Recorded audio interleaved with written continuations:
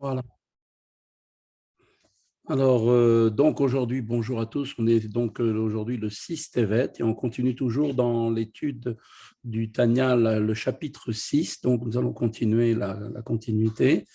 Donc, on va faire une petite, toute petite révision de ce qu'on a vu hier, de manière à nous remettre bien dans les idées en place.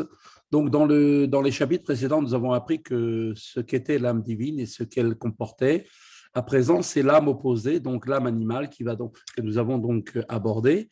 Et dans ce chapitre, l'Admorazaken nous a expliqué que l'âme animale provient de ce qui est appelé la klipat noga, une force venant de ce qui n'est pas sain, mais qui comporte tout de même du bien pouvant être élevé. Comme l'âme divine, l'âme animale possède elle aussi donc 10 forces qui ne sont pas pures, mais qui, comme les précédentes, se divisent en fait en deux catégories, là encore, l'intellect, chorma, bina et dahat, et les 7 mauvaises donc midot, qui sont en fait les qualités donc du côté négatif. C'est donc l'intellect qui engendre les émotions. La preuve, un enfant ayant un intellect moins développé que celui d'un adulte, eh bien, ressent de l'enthousiasme pour des sujets qui n'ont pas beaucoup de valeur. Il se met d'ailleurs souvent également en colère pour des raisons vraiment mineures. Donc l'âme divine, donc comme l'âme animale, pardon, comme l'âme divine, s'est habillée elle aussi dans ces 3 vêtements. Elle s'habille de ces 3 vêtements, la pensée, parole et action, pour tout ce qui n'appartient pas au domaine de la sainteté et du service de Dieu. Voilà, ceci étant dit, nous allons commencer notre étude d'aujourd'hui.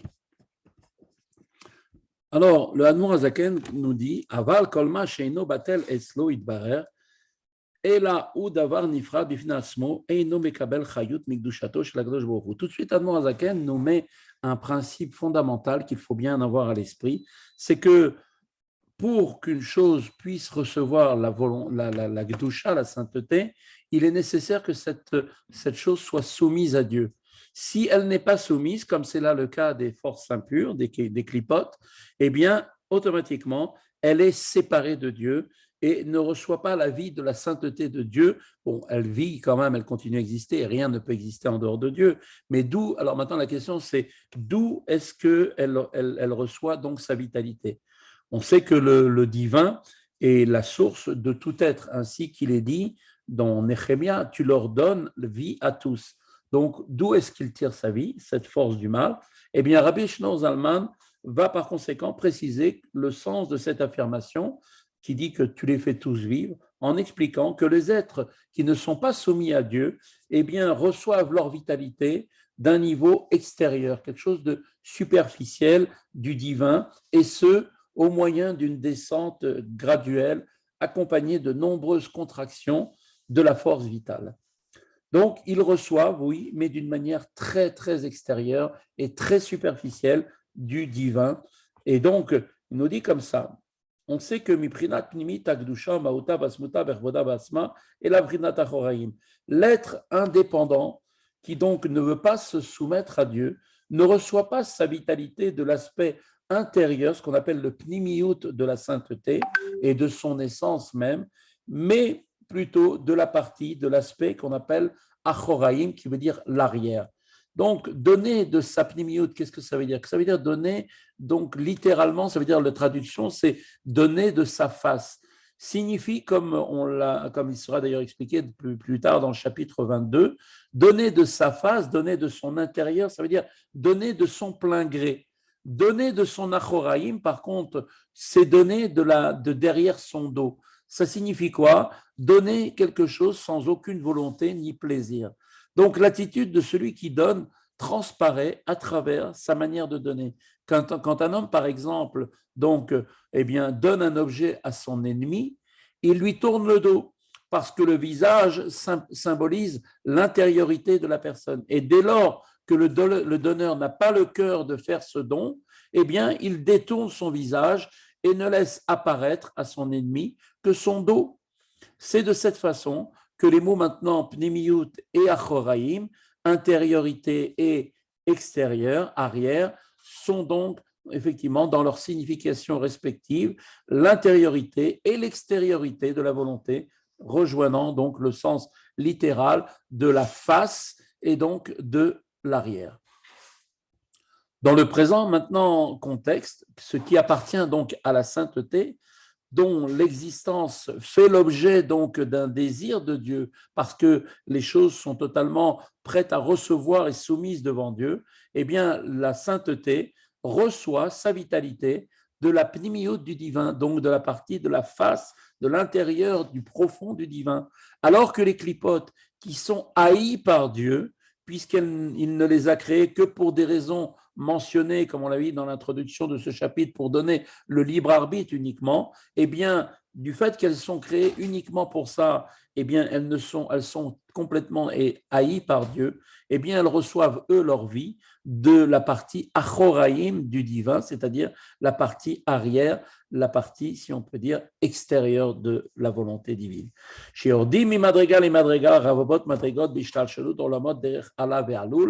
Et donc, cette forme limitée qui est donnée aux forces donc, des clipotes, en descendant, va descendre de degré en degré à travers les myriades de niveaux dans l'enchaînement des mondes sous forme d'un processus donc, de cause à effet. Le niveau supérieur étant la cause, du niveau inférieur qui va donc émerger, qui est donc la conséquence.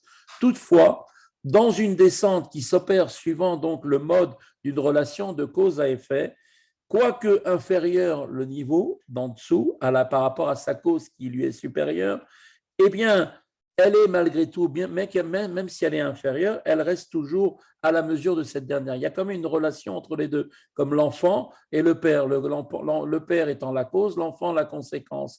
L'enfant reste toujours lié avec sa cause. De telles descentes, fussent-elles nombreuses, comme on a dit, donc des milliers et des milliers de descentes, eh bien, elles sont insuffisantes pour pouvoir produire le niveau de vitalité inférieur qui est donné aux clipotes. Et seul et uniquement le Tzimtzum rend possible cette capacité de recevoir et de donner à ces forces que l'on appelle les clipotes.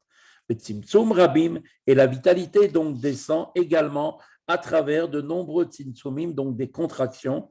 Et donc ce processus diminue donc la vitalité au point qu'elle n'a plus aucune commune mesure avec son état donc originel.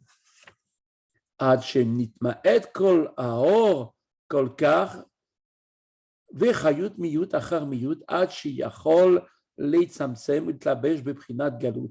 Et donc la lumière et la force vitale deviennent maintenant si diminuées, donc de diminution après diminution, qu'elles peuvent être contractées et revêtues dans un état d'exil. En d'autres termes, au lieu d'être soumis à la force vitale divine, l'objet dont elle est revêtue les gouverne à la manière donc d'un captif, quelqu'un qui est en exil et qui reste à la merci de ses ravisseurs.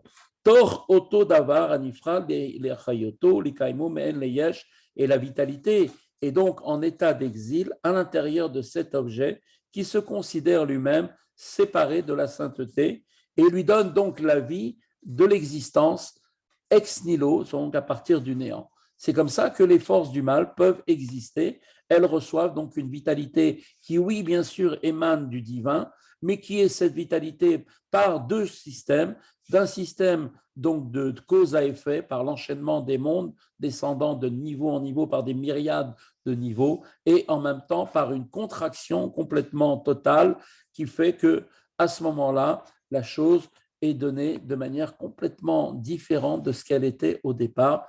Et ça, c'est ce qui leur donne la possibilité d'exister ex nihilo.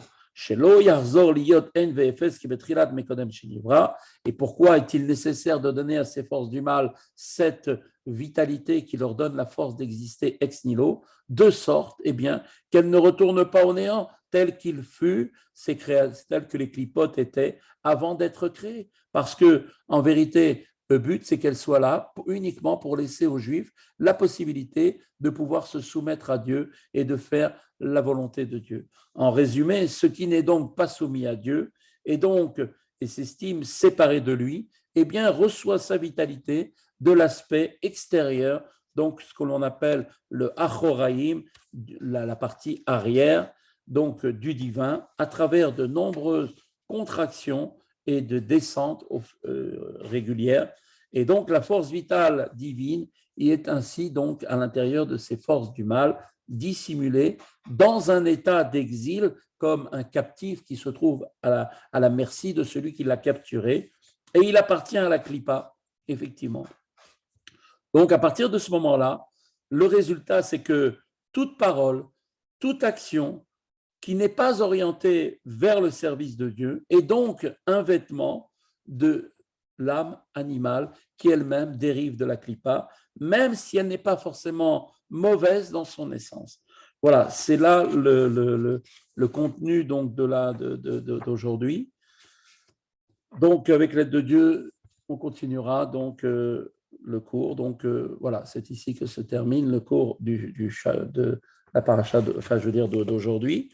Nous allons continuer avec la halacha, toujours des halachot sur le Shabbat. On continue sur le même sujet qu'on avait abordé hier. Alors, concernant toujours le plaisir que l'on doit tirer, donc, bien évidemment, donc, au sujet de la mitzvah qu'on a dit, donc de prendre du plaisir le Shabbat. On va essayer d'expliquer maintenant quelles sont les lois qui régissent donc le sujet donc des mitzvot réalisés par une personne qui est une personne indigente, une personne qui est pauvre. Kevar nidbar lehil, nous avons expliqué déjà précédemment, chez mitzvot lehaneg et Shabbat b'ma'achin ou mashkin kefi yochelet kol ha'adam. Il est, comme on a dit, donc une mitzvah, une bonne chose de prendre du plaisir durant le Shabbat par de nombreuses nourritures et boissons, chacun bien sûr selon les capacités financières de chacun. Afilo mishehino amid vechoser miotsato mibeito kedei shelo yehani, et que pareil aussi pour une personne qui est dans le besoin, qui n'est pas dans une situation très on va dire très argentée.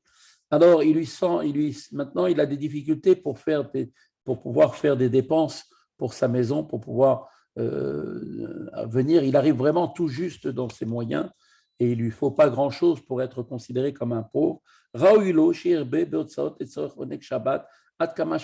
c'est bien pour lui aussi de multiplier, s'il le peut, bien sûr en fonction de ses possibilités, les dépenses pour prendre du plaisir pour les besoins du Shabbat selon ses moyens. Et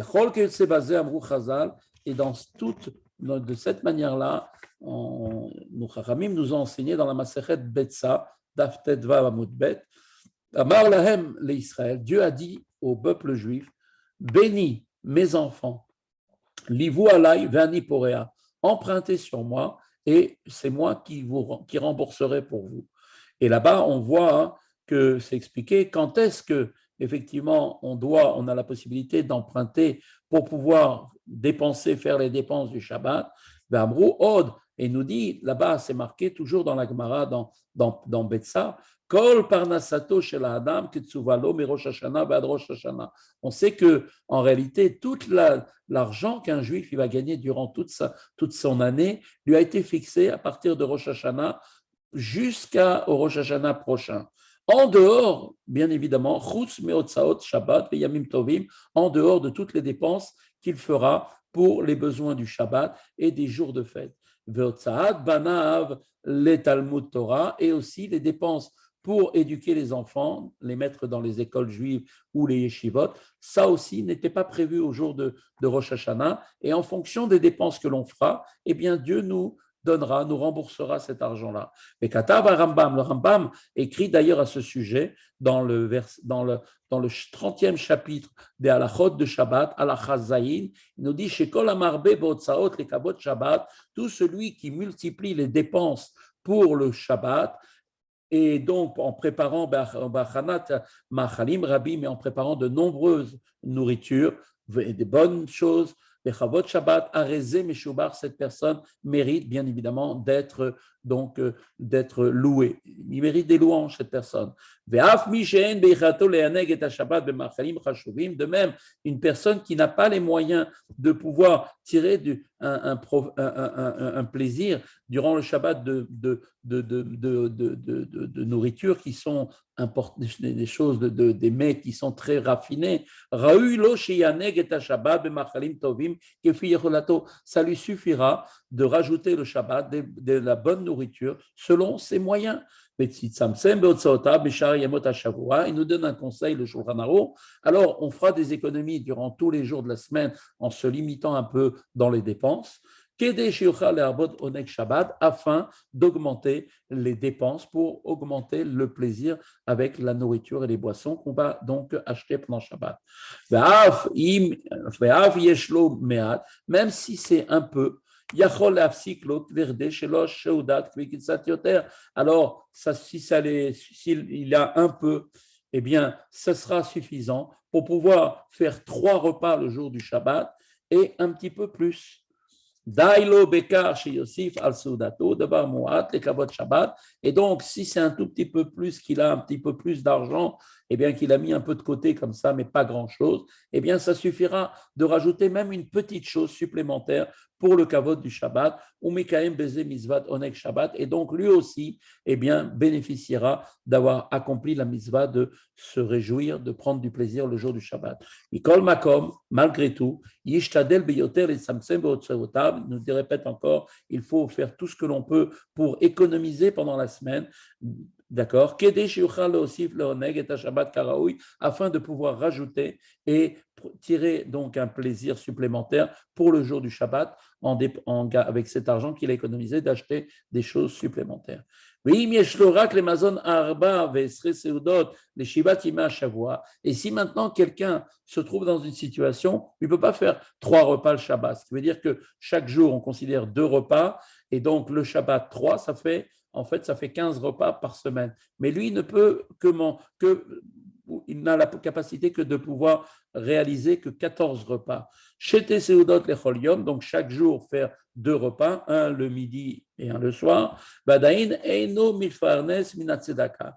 Malgré tout, il n'aura pas le droit d'aller prendre l'argent de la Tzedaka pour dire voilà, il me faut faire un repas supplémentaire le jour du Shabbat parce qu'il faut faire 3. Mais Mila, Enlo, il a acheté Seudot Shabbat. Enlo Seudat Shlishit, il n'a donc pas l'argent pour acheter, pour faire la Seudat Shlishit. Les Da'at Rabim, Mirabotenu Aposkim, alors nos Chachamim nous disent, la majorité des législateurs qui ont donné comment ils ont tranché la loi, ils disent que cette personne ne sera pas tour de faire la Seudat Shlishit. Il vaut mieux ne pas demander d'argent que d'avoir besoin de dépendre des uns et des autres. Et il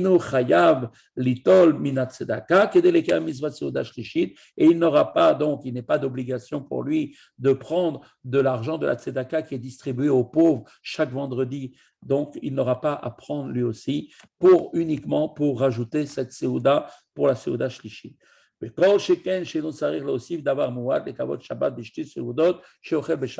à plus forte raison, même aussi, s'il ne peut que faire que 2 repas, comme les jours de la semaine, pour le jour du Shabbat, alors même s'il ne peut pas rajouter quelque chose, il ne prendra pas de la tzedaka.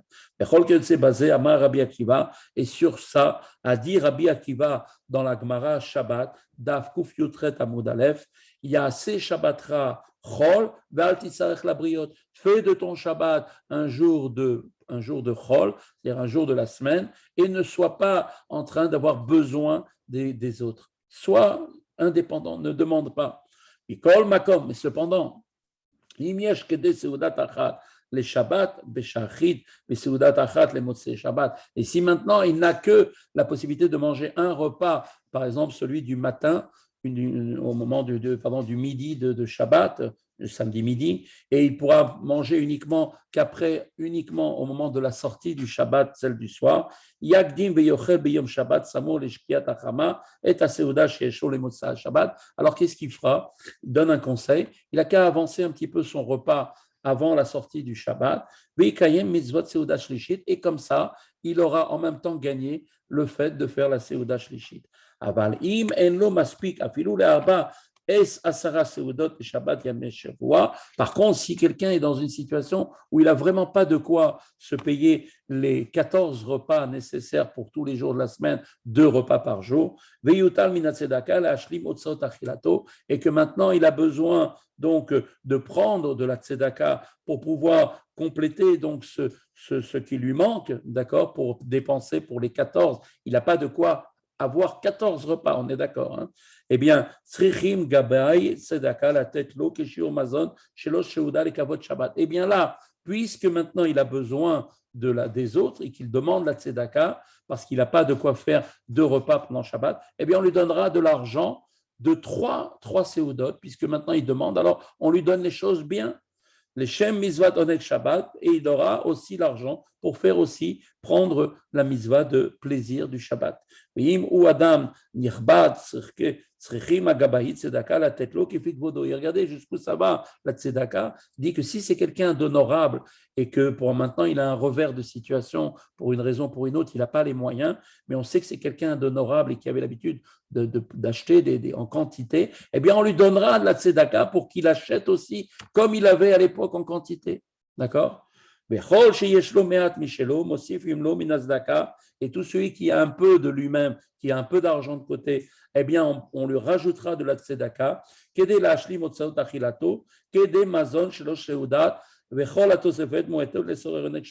et on continuera donc par l'argent de la tzedaka de la communauté à lui compléter ce qui lui manque pour que même lui donner même la possibilité de rajouter même encore un peu plus pour les besoins de prendre du Onek Shabbat. Vous voyez, tellement c'est important. צריך לצמצם בהוצאותיו בשאר ימות השבוע, כדי שיוכל להוסיף עונג שבת כראוי, ויסתפק בתוספות מועט לכבוד שבת. Et on parle bien sûr de quelqu'un qui a tout fait par lui-même pour essayer d'économiser, mais bon, comme il n'a vraiment pas grand-chose, il ne peut pas rajouter grand-chose, donc là, on lui donnera.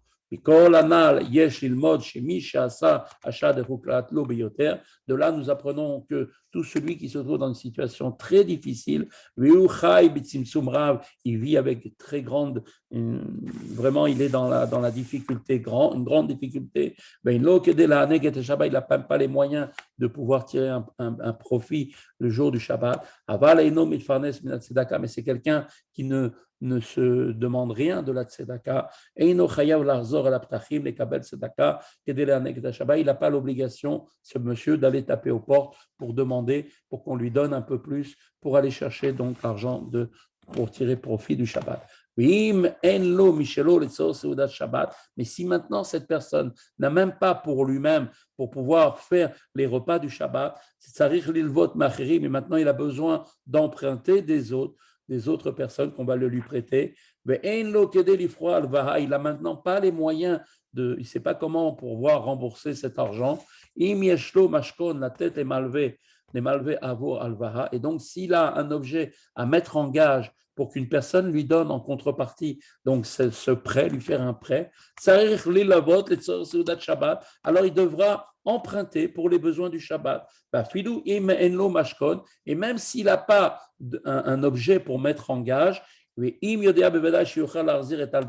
qu'il sait précisément d'emblée qu'il aura le moyen après, parce qu'il attend une rentrée d'argent. Donc on ne parle pas forcément d'un pauvre, un véritable pauvre, ça peut être quelqu'un qui peut être aisé, mais qui pour une raison ou pour une autre n'a pas l'argent liquide maintenant pour pouvoir faire ce qu'il a besoin parce qu'il attendait un virement ou peu importe quelle soit la raison. Et là, il se trouve dans une situation où il n'a rien. Eh bien, il doit aller emprunter, ce monsieur, même s'il n'a pas un objet pour mettre en gage, parce qu'il sait qu'il peut rembourser.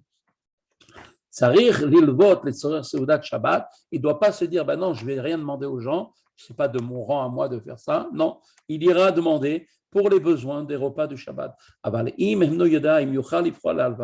Mais si maintenant il ne sait pas et s'il pourra rembourser, il va emprunter, mais il n'est pas sûr de pouvoir rembourser, il ne doit pas emprunter pour les besoins du Shabbat. Donc il devra demander la tzedaka comme un pauvre, mais surtout pas emprunter. Vous voyez, le principe d'emprunt, c'est d'être sûr quand on emprunte de pouvoir rembourser. Sinon, c'est pas bien d'emprunter pour emprunter.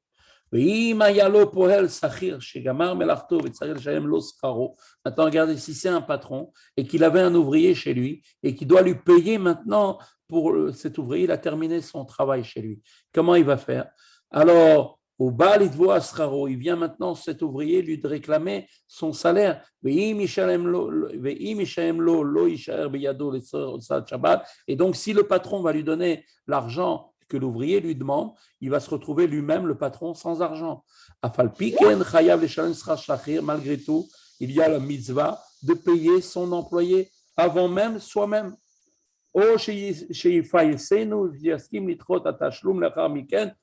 Ou alors il peut essayer de lui demander amicalement et avec gentillesse de le laisser lui payer après Shabbat la semaine suivante. Voilà, on a Baruch Hashem fait un tour intéressant. Donc que Dieu nous mette toujours dans la largesse, qu'on ait besoin de rien et que Baruch Hashem on puisse faire des belles fêtes, des beaux Shabbats avec tout ce qui est nécessaire pour prendre du plaisir en multipliant la nourriture, faire des belles tables avec la nourriture, des boissons, et qu'on puisse se réjouir en voyant ces belles tables. Même si on ne mange pas de tout, c'est bien aussi d'avoir des tables bien remplies. Mais alors, voilà. Alors, Shabbat Shalom à